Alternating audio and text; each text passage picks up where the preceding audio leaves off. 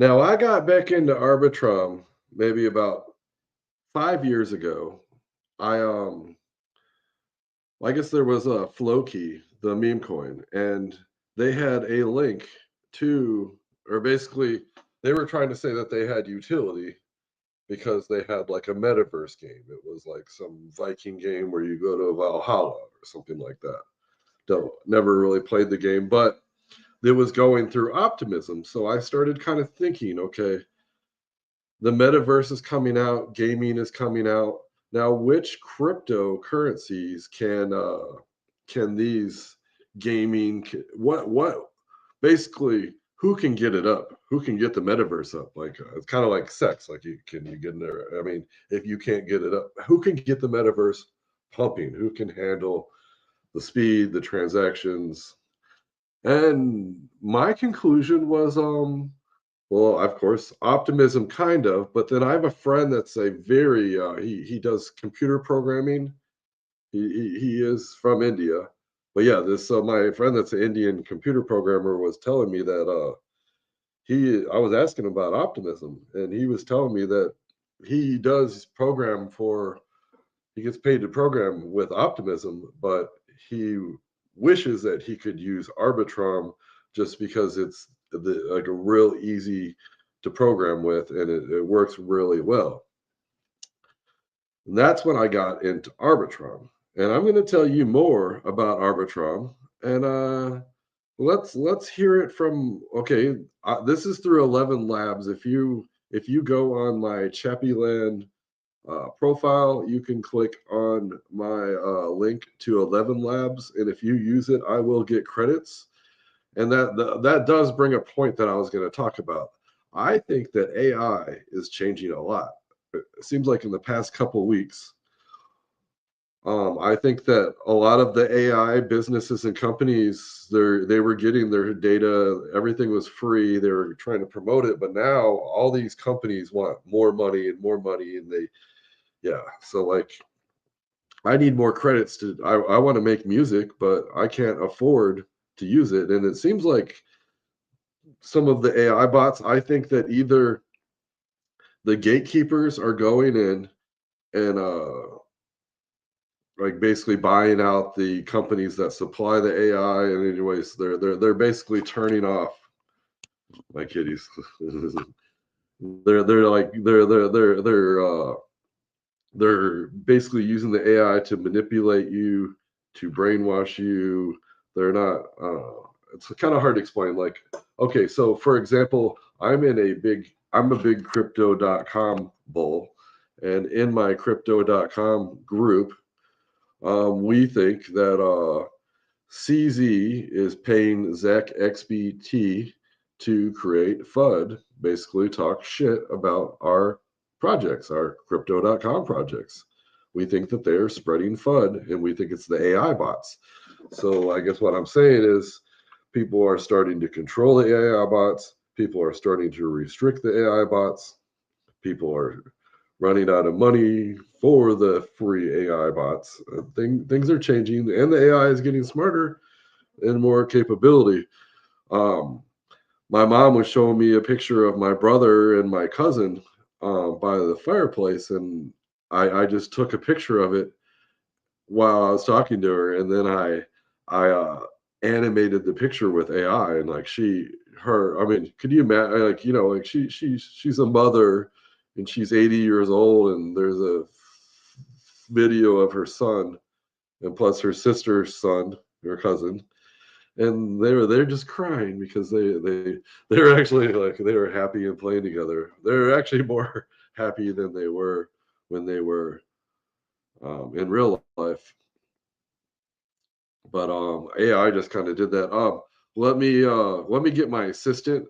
My assistant is going to talk about the Arbitrum AI dominance because that's what we're talking about. We are talking about Arbitrum, and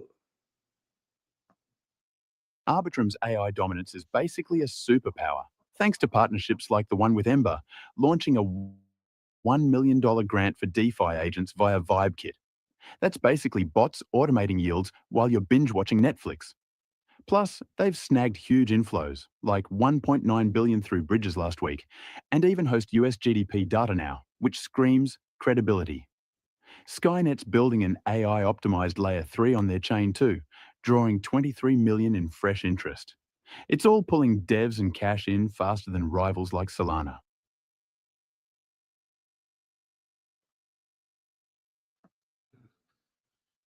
The Terminator movie with the Skynet taking over, but actually, according to this data, the Skynet is taking over. Let me get so we're gonna go to cookie.fun. And I go here at least every week or two. I don't go on here. I used to obsess with it. Originally, cookie.fun, this is what, if you went to cookie.fun, this is all the information. It's a cookie tracking company. They would just track AI businesses, AI companies, AI agents.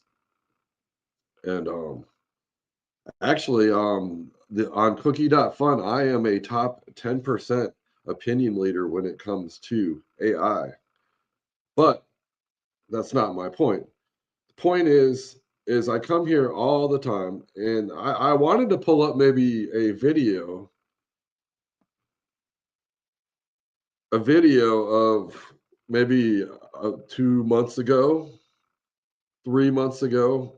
I know I have these videos where I was just jumping up and down, and I thought it was the coolest thing that I ever saw in my entire life, because Solana and Ethereum, or Base, the Base network, and Solana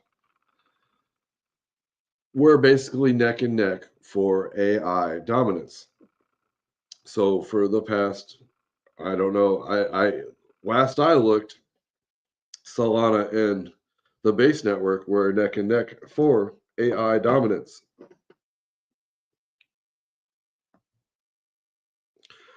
So we won't make this terribly long. So right now, the AI dominance of Arbitrum is $7.3 billion. I know this is probably hard for you to understand because you're not used to this type of information.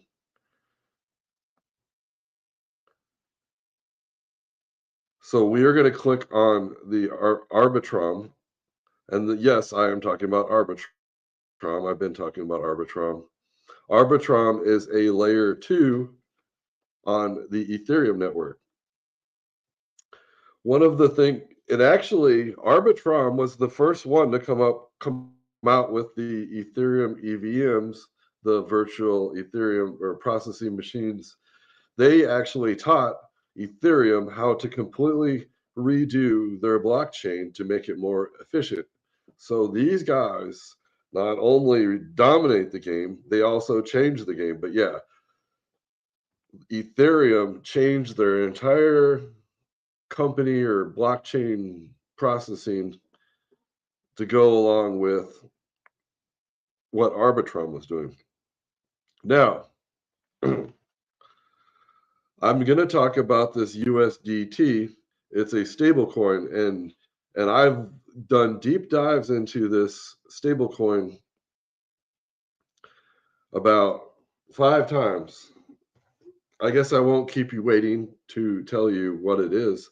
So basically, one of the advantages of crypto, it has an instantaneous settlement layer. So like a bank, you send money, it takes 3 days to process. You write a check, it takes 10 days to process.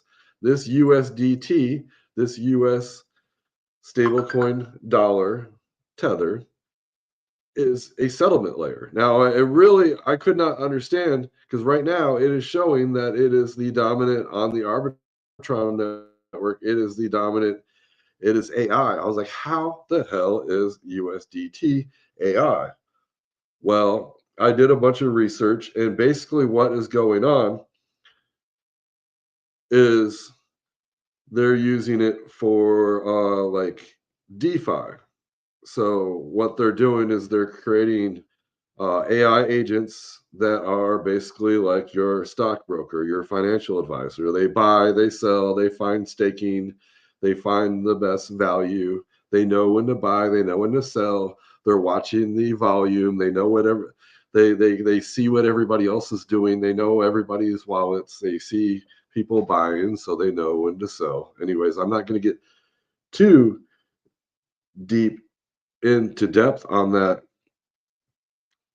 But yes, this stable coin is being used by the and another way to explain it is like, so the base network, um the base network last week was having people were complaining all over Twitter about the gas fees. So you have to use a gas fee. So you would actually use Ethereum for the gas fee. Now, Solana, if you want to pay a gas fee, you pay with Solana.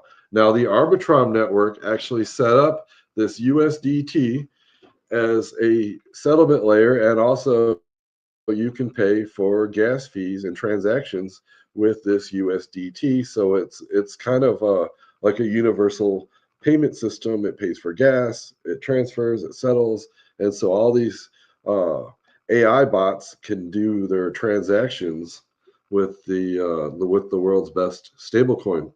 Now, okay, so Arbitrum is number one, and then behind it we've got the base network. This is on Coinbase, and they create a lot of AI stuff. So they are at $3.23 billion on the base network, and it's going to show you the top ones. We've got actually Cookie Fun. What we're on right now is on the base network. I think it's also on Solana. So we've got Hana. I don't know what Hana is. I do own some of this Banker coin. And then Rect, that's like an AI energy drink. And then we got Clanker, that's some kind of banking. I do own some Clanker if I didn't sell it the other night when I was drunk. All right, so we got the base network at 3.23. Make sure this is on your screen. I hate it when I should turn on the chat. We don't have anybody watching. I don't know why. Nobody's watching. We're live on YouTube, Twitter, and Kick right now, but here apparently nobody is watching. But I don't care. I'm just, I don't care because I make these videos and actually I learn so much. I'm actually teaching myself. I've got this notepad right here that is like, I can't believe I've never filled up a notepad in my entire life, and I just sit there and write stuff down on pencil. It's so good. Like I said, the AI, they can manipulate everything and change everything, but I still have all these notes written down on paper. And like, they can change everything. Like I said, Skynet. Skynet is live. Skynet, the Terminators are coming for you. And anybody that wants to talk shit, I will send my Terminator. No, anyways. Just kidding, just kidding. But yeah, what are you gatekeepers gonna do when anyway, so we have the number 3. We were talking about number 2 is base, number 1 is Arbitrum, and then the Solana is at $1.4 billion for AI. I mean, and actually the Duck AI, I was using it, and it seemed like somebody like turned it off or something, and I don't know. Like I said, maybe they're just running out of free stuff, or maybe the gatekeepers don't like these. All this is decentralized AI. Just to let you know, this is decentralized AI, not centralized. But the centralized authority is trying to fuck with the AI, I believe. Basically, they don't like these decentralized AIs with their own little money, but they can get in and find a way to control them. They can become a buyer. They can own the company that supplies them. That's a way to manipulate them. But yeah, things are starting to get manipulated. And like, there's nobody listening to this, but there's one person out there telling you how to not get manipulated.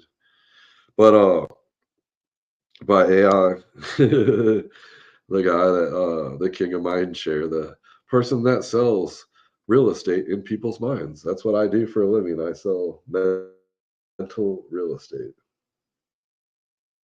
I find people that let you live rent free in their mind, and then I find people that want to rent out your mind.